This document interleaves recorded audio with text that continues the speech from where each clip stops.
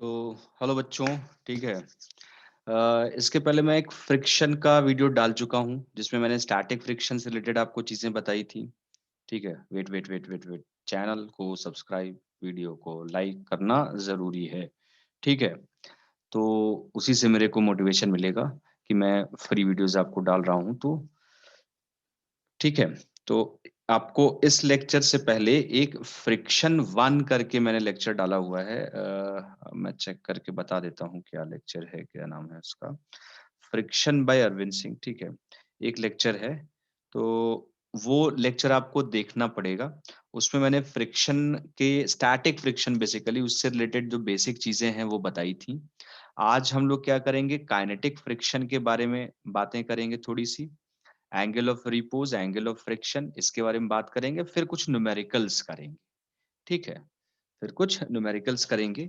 तो या तो कहो तो दो पार्ट में ब्रेक कर दूं क्योंकि अदरवाइज वीडियो काफी लंबा हो जाता है। हाँ चलो ठीक है। फटाफट जो है पहले हम लोग डिस्कस कर लेते हैं। हमने स्टैटिक फ्रिक्शन के लिए बात की थी कि स्टैटिक फ्रिक्शन की एक रेंज होती है। ठीक। स्टैटिक फ्रिक्शन की एक रेंज होती है 0 से म्यू एस एन तक। ठीक। एन क्या है, नॉर्मल रिएक्शन। म्यू एस क्या होता था, static coefficient of static friction. तो काइनेटिक फ्रिक्शन जैसे कि इसके नाम से समझ में आ रहा है कि काइनेटिक फ्रिक्शन क्या होगा। काइनेटिक फ्रिक्शन जब ऑब्जेक्ट मूविंग कंडीशन में होगा किसी सरफेस पर, रफ सरफेस पर जहां फ्रिक्शन है, तो उस कंडीशन में जो फ्रिक्शन लगेगा वो क्या होगा, आपका काइनेटिक फ्रिक्शन होगा। ठीक है। इतनी चीज क्लियर। तो इतनी चीज क्लियर। तो काइनेटिक फ्रिक्शन की एक फिक्स वैल्यू होती है, इसका रेंज वेंज नहीं होता है। अगर एफ आर काइनेटिक की बात की जाए, ये क्या होगा, फॉर्मूला सेम ही होता है, बस म्यू एस की जगह पे म्यू के आ जाता है। अगर आपको क्वेश्चन में मान लीजिए कि काइनेटिक फ्रिक्शन और sorry coefficient of kinetic friction मतलब म्यू के म्यू एस अलग अलग ना देके सिर्फ म्यू दे रखा है, तो वही म्यू के की तरह यूज किया जाएगा और वही म्यू एस की तरह यूज किया जाएगा। ठीक है। वैसे यूजुअली क्या होता है, म्यू के की वैल्यू म्यू एस से क्या होती है, थोड़ी सी कम होती है। म्यू के is less than mu S. ठीक। काइनेटिक फ्रिक्शन कब लगेगा, जब ऑब्जेक्ट मूव करना शुरू कर देगा। मूव करने के लिए जरूरी क्या है, जो स्टैटिक फ्रिक्शन की मैक्सिमम वैल्यू थी उसके उसके बराबर या उससे ज्यादा थोड़ा सा फोर्स लगेगा, तभी ये मूव करेगा, अदरवाइज मूव ही नहीं करेगा। ठीक है। तो काइनेटिक फ्रिक्शन की ये वैल्यू होती है। अब धीरे धीरे फटाफट जो है मैं आपको कुछ और चीजें बता देता हूँ। एक टर्म होता है एंगल ऑफ फ्रिक्शन। एक टर्म क्या होता है, एंगल ऑफ फ्रिक्शन। कुछ क्वेश्चंस मैंने लास्ट वीडियो में कराए हुए हैं। तो देखो एंगल ऑफ फ्रिक्शन क्या होता है, हमने ये लास्ट लेक्चर में डिस्कशन किया था कि एंगल ऑफ फ्रिक्शन क्या है।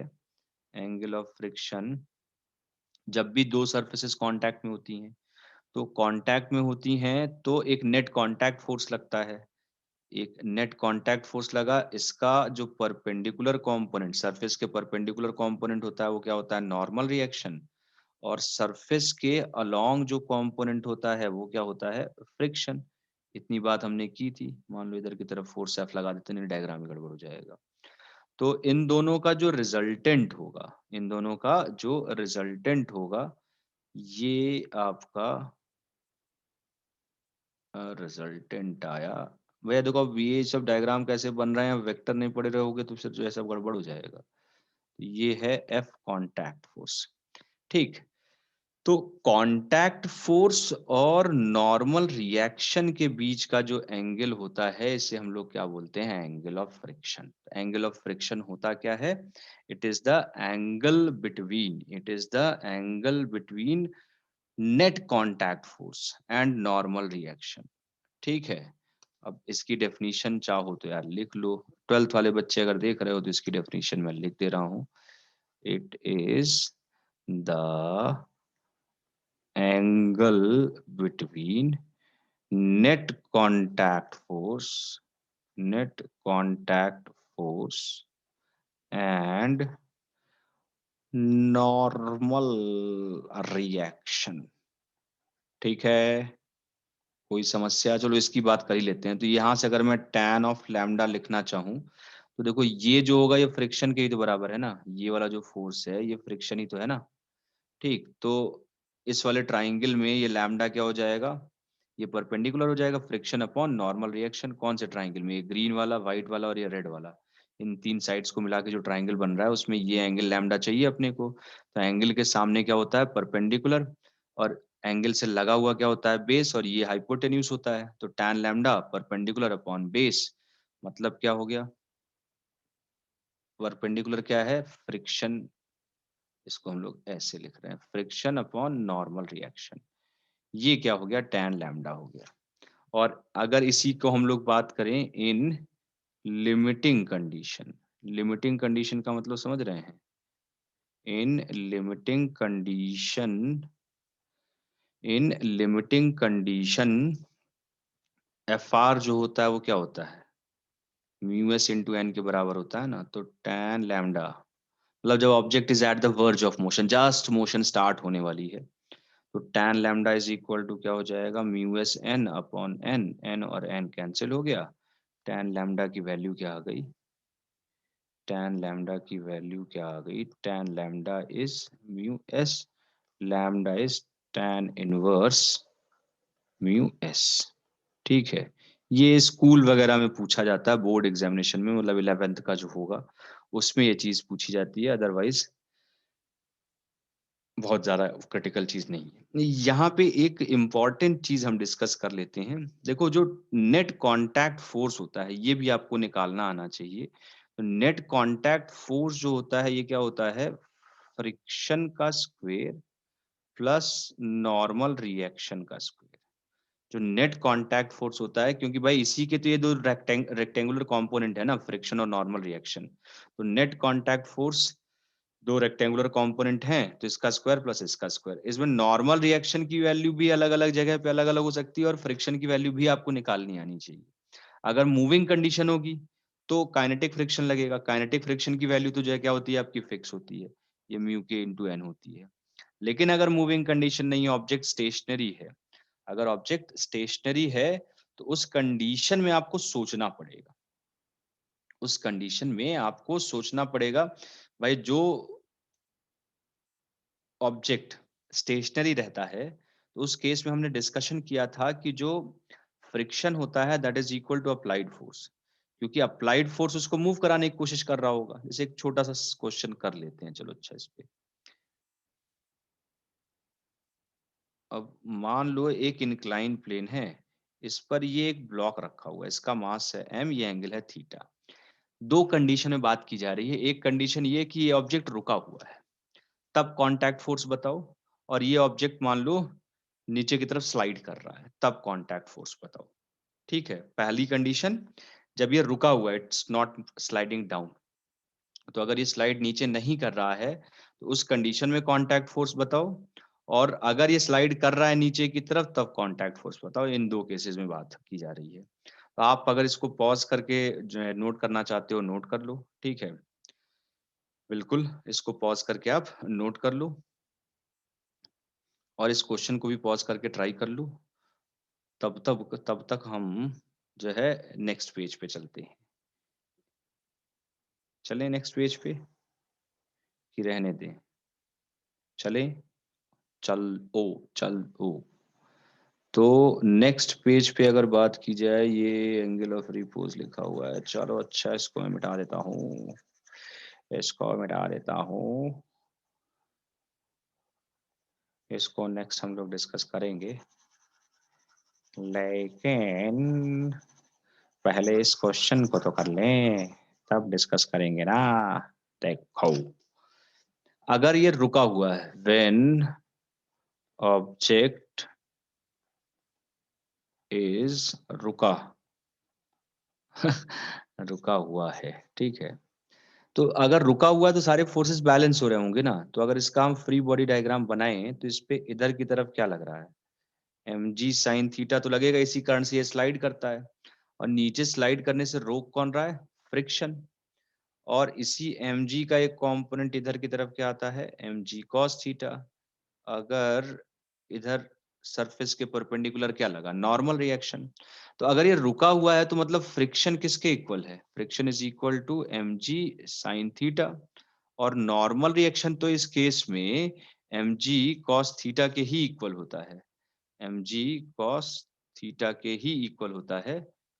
ठीक है, ये मेरी बेटी आ गई, रात में वीडियो लेक्चर रिकॉर्ड कर रहा हूँ तो बेटी देख रही है कि रात में पापा कर क्या रहे हैं। ठीक है, जाओ जाओ जाओ, सो जाओ सो जाओ। ठीक है, जाओ बच्चा, गो गो गो एंड स्लीप। ठीक, वेलकम।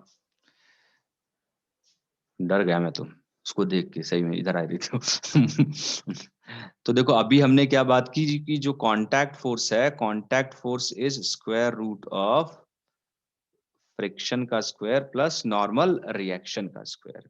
तो फ्रिक्शन का स्क्वायर प्लस नॉर्मल रिएक्शन का स्क्वायर, तो फ्रिक्शन कितना है? फ्रिक्शन है mg साइन थीटा का square plus mg cos theta का स्क्वायर। ठीक है, mg साइन थीटा का square plus mg cos theta का स्क्वायर।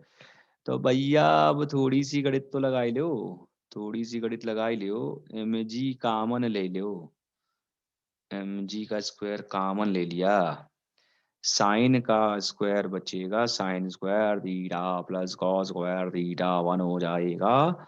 और ये आ क्या जाएगा, friction sorry net contact force is equal to mg। रुका हुआ है तो mg के इक्वल होगा, लेकिन अगर अगर अगर चल रहा है, स्लाइड कर रहा है नीचे की तरफ, मतलब अगर चल रहा है, अगर चल रहा है तो भैया लोग का होगा, तो भैया लोग परिवर्तन कहाँ आएगा, ये थोड़े ना बदलेगा। यन, तो यन मतलब n is equal to mg cos theta. Friction जो होगा वो काइनेटिक लग रहा होगा, तो ये क्या हो जाएगा, म्यू के mg cos थीटा। ठीक है, तो अभी भी नेट देखो, नेट फोर्स का फॉर्मूला नहीं बदलेगा, नेट फोर्स कांटेक्ट फोर्स का फॉर्मूला यही होगा, लेकिन मूविंग और नॉन मूविंग कंडीशन में फर्क क्या है, फ्रिक्शन का। क्योंकि जब मूव नहीं कर रहा होगा तो स्टैटिक फ्रिक्शन लगेगा, और स्टैटिक फ्रिक्शन की एक रेंज होती है, स्टैटिक फ्रिक्शन की एक रेंज होती है 0 से लेके म्यू एस तक। ठीक है, स्टैटिक फ्रिक्शन की एक रेंज होती है 0 से लेके म्यू एस तक। और अगर चल रहा होगा तो स्टैटिक लगेगा ही नहीं भैया, तो क्या लगेगा, काइनेटिक लगेगा। काइनेटिक फ्रिक्शन की वैल्यू फिक्स होती है म्यू के इनटू एन। ठीक है, तो इसके बाद कैलकुलेट कर लोगे, थोड़ी बहुत गणित पढ़ित लगनी है तो वो तो लगा ही लोगे आप। तो इसको भी आप चाहो तो पॉज करके नोट कर लो। इसके थ्रू हमने कांटेक्ट फोर्स, इसलिए जब सरफेस स्मूथ होती है तो फ्रिक्शन लगता ही नहीं है, तो जो कांटेक्ट फोर्स होता है that is equal to normal reaction itself. तो ये सिर्फ नॉर्मल रिएक्शन के ही बराबर हो जाता है। क्लियर इतनी चीज, इसमें कोई कंफ्यूजन होना तो नहीं चाहिए यार। ठीक है, अगर है तो फिर से इसके पहले वाला वीडियो लेकिन आपको देखना पड़ेगा, जो स्टैटिक फ्रिक्शन मैंने बताया है वो वीडियो आपको देखना पड़ेगा। और भाई इसको भी सब्सक्राइब कर ही लेना, ठीक, और लाइक कर देना। ठीक, इतनी चीज क्लियर। तो इसी की पे हम एंगल ऑफ रिपोज भी बता दें यार, एंगल ऑफ रिपोज भी बता ही देते हैं। ठीक है, ये सवाल तुम लोग करोगे, यह मिटा दें, मिटा देते हैं, रुक जाइए, मिटा देते हैं और यहीं लिख देते हैं, मिटा दूंगा हम सब कुछ। ये भी गया, ये भी गया, ये भी गया, ये भी गया, ये भी गया। तो अरे अरे अरे, तो विंडो भी देखने लगी, टेढ़ा कर दिया तो चलो कोई नहीं। देखो angle of repose again, this is important for school examination. ठीक है, एंगल ऑफ रिपोज क्या होता है, ये पहली चीज तो किसी इंक्लाइन प्लेन का एंगल होता है, किसी इंक्लाइन प्लेन का एंगल होता है। जैसे मान लो मान लो मान लो मान लो मान लो मान लो ये देखो, मान लो ये मेरे हाथ पे मोबाइल रखा हुआ है, मोबाइल के ऊपर मैंने ये ढक्कन रखा हुआ है, देखो ये ऐसे दिख रहा होगा सबको, देखो सब लोग, ये मोबाइल है, मोबाइल के ऊपर मैंने क्या हुआ है, ढक्कन रखा हुआ है। अभी ढक्कन इसके ऊपर स्लाइड नहीं कर रहा है, मैं करूंगा क्या, अब इस मोबाइल को मैं इंक्लाइन करना जा रहा हूँ, इंक्लाइन कर रहा हूँ, इंक्लाइन कर रहा हूँ, आप देखो ये स्लाइड करने लगा। तो बेसिकली ऐसे रखा हुआ है तो नहीं है, ठीक है, फ्रिक्शन भी जीरो है क्योंकि कोई फोर्स ही नहीं लग रहा है। लेकिन जब हम इसको इंक्लाइन करना चाह रहे हैं, जब जैसे ही हम इसको इंक्लाइन करना शुरू करते हैं तो होता क्या है, mg sin थीटा इधर की तरफ लगना शुरू हो जाता है ना इंक्लाइन प्लेन पे, और mg sin थीटा इसको स्लाइड कराने की कोशिश करता है। mg sin थीटा स्लाइड कराने की कोशिश करेगा तो एक्चुअली में जो फ्रिक्शन होगा उसको रोकने की कोशिश करेगा। ठीक, तो जैसे जैसे इंक्लिनेशन बढ़ाते जाओगे, देखो क्या कह रहा हूं मैं, अगर ये ऑब्जेक्ट सिंपल ऐसे रखा हुआ है, सिंपल इस तरीके से रखा हुआ है अगर, ठीक, तो अगर सिंपल इस तरीके से रखा हुआ है तो कोई फोर्स नहीं लग रहा है, तो फ्रिक्शन काहे लगेगा, फ्रिक्शन जीरो। अब इसी को मैंने क्या किया, ऊपर ऐसे उठाना शुरू कर दिया, मतलब ये जो है बेस था आपका ऐसे, अब ये जो इंक्लाइन प्लेन है इसको मैंने थोड़ा सा उठाना शुरू किया, इसको इंक्लाइन कर दिया थीटा एंगल। तो बेसिकली अगर ये स्मूथ सरफेस होगी तो mg sin थीटा इसका इधर लगता है ना, इसी mg sin थीटा के कारण, mg का एक कंपोनेंट इधर एक इसके परपेंडिकुलर, तो mg sin थीटा के कारण ये नीचे की तरफ स्लाइड करने की कोशिश करता है। तो अगर ये रफ सरफेस है तो फ्रिक्शन इसको रोकेगा। ठीक, अब देखो जैसे जैसे ये एंगल बढ़ाओगे तो ये sine theta, mg sine theta बढ़ता जाएगा, क्योंकि याद करो साइन की वैल्यू 0 से 90 जब जाते हो, साइन की वैल्यू 0 से 90 जब जाते हो तो बढ़ती है। और ये क्या हो, इसकी मैक्सिमम वैल्यू क्या है, mu M G cos theta, तो थीटा क्या होता जाएगा, कम होता जाएगा।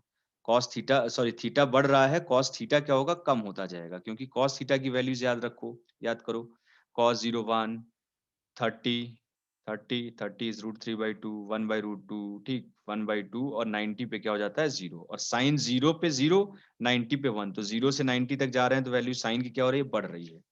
तो एक ऐसा टाइम आएगा कि जब mg sin थीटा और फ्रिक्शन की मैक्सिमम वैल्यू मतलब mu S mg cos theta, ठीक है, इस केस में म्यू एस n की वैल्यू क्या है, mg cos थीटा के बराबर है। तो mg ने mg को निपटा दिया, इस cos को इधर लेके आओ तो ये क्या हो जाएगा, tan of theta, tan of theta क्या हो जाएगा, म्यू एस के बराबर हो जाएगा। इससे थोड़ा सा भी एंगल बढ़ाओगे तो it will start sliding down. ये जो है, ये जो एंगल है, इस एंगल पर this block is at the verge of motion, मतलब ये जस्ट अपनी मोशन स्टार्ट करने वाला है। इसी को हम लोग क्या बोलते हैं, एंगल ऑफ रिपोज।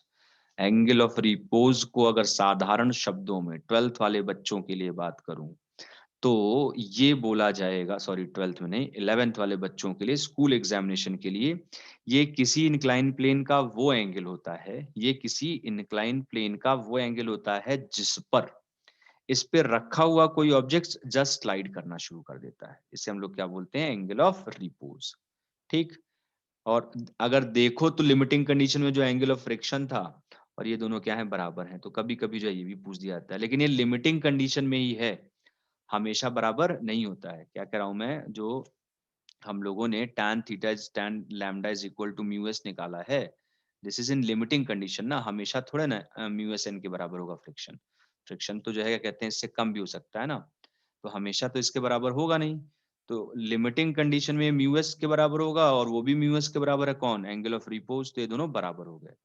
लेकिन वो स्कूल वाले होते हैं ना, स्कूल वाले, ठीक, स्कूल वाले टीचर्स क्या करते हैं, डायरेक्टली यही पूछ ही लेते हैं कि prove that angle of repose is equal to, angle of repose is equal to angle of friction, लेकिन एंगल ऑफ फ्रिक्शन हमेशा एंगल ऑफ रिपोज के बराबर हो जरूरी नहीं है। इतनी चीज क्लियर, क्लियर। तो अब इस पे क्या कर लेते हैं, जल्दी जल्दी कुछ सवाल भी कर लेते हैं। अब जैसे देखो, a cubical block rest on a plane of mu is equal to √3 the angle through which the plane be incline to the horizontal so that the block just slide down will be. अब देखो mu S mu के अलग अलग नहीं दे रखा, तो यही क्या होगा, म्यू एस होगा, यही क्या होगा, म्यू के होगा आपका। ठीक, तो एंगल ऑफ रिपोज का सवाल है ये, सिंपल, इस एंगल पर ये स्लाइड करना शुरू कर देता है, तो अभी अभी हमने पढ़ा। ठीक है, आप पॉज करके चाहो तो ट्राई कर लो, tan theta is equal to mu, तात्पर्य tan theta is equal to √3, तो theta is equal to 60 degree. अगर आपको ये वैल्यूज नहीं याद हैं तो मतलब आपको याद करने की आवश्यकता है। ठीक है, ठीक ठीक ठीक ठीक ठीक, सवाल पढ़ो, बाकी लोग इसको पॉज करो, पॉज करके इस क्वेश्चन को ट्राई करो। ठीक है, मैं बता देता हूँ। A block of mass 1 kg is projected from lowest point up along the inclined plane. इतना the retardation experienced by the block. तो देखो अगर इस ब्लॉक की बात की जाए तो इसको रिटार्डेशन ऊपर की तरफ जा रहा है, तो एक फोर्स तो पक्की बात है क्या लगेगा, mg sin थीटा, ये नीचे की तरफ लगता ही है।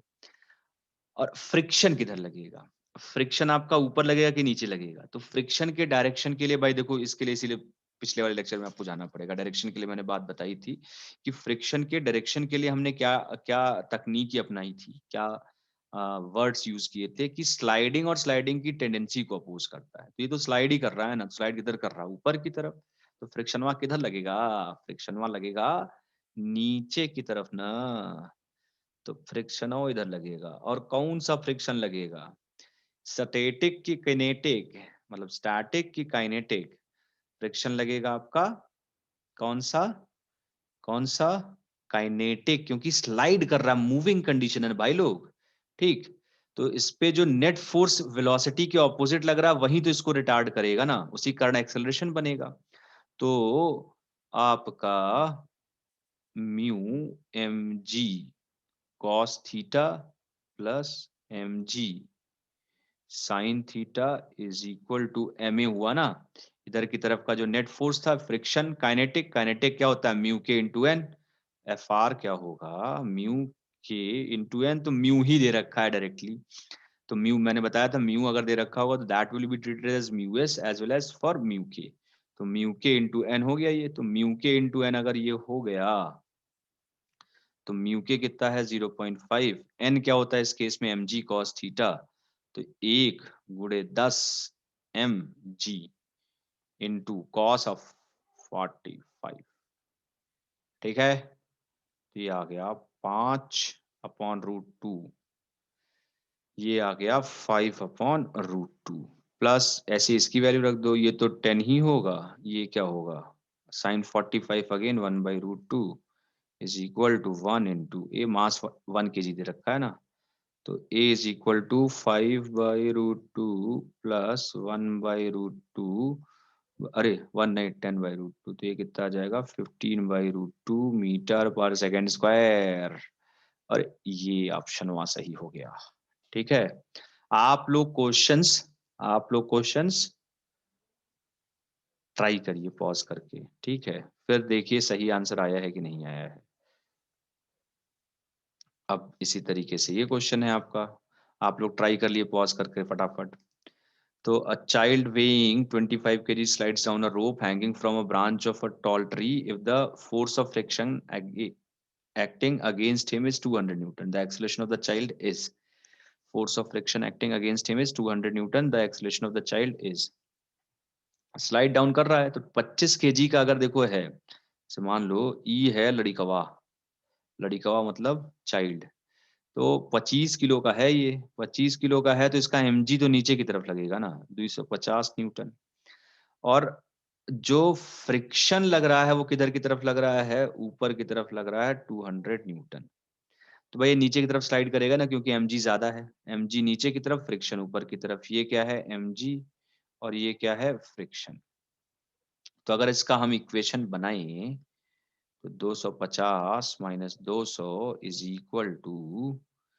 इक्वल टू मास कितना है 25 a, ठीक है, Newton second law, net external force is equal to mass into acceleration, mass 25 acceleration a, तो 50/25 बराबर a बराबर आ गया 2 मीटर पर सेकेंड स्क्वायर, एकदम सिंपल सिंपल चिन्नी चिन्नी से है, इसलिए लिखा, इसीलिए जो है आप देखोगे थंबनेल पे बेसिक क्वेश्चंस हैं, बेसिक क्वेश्चंस हैं।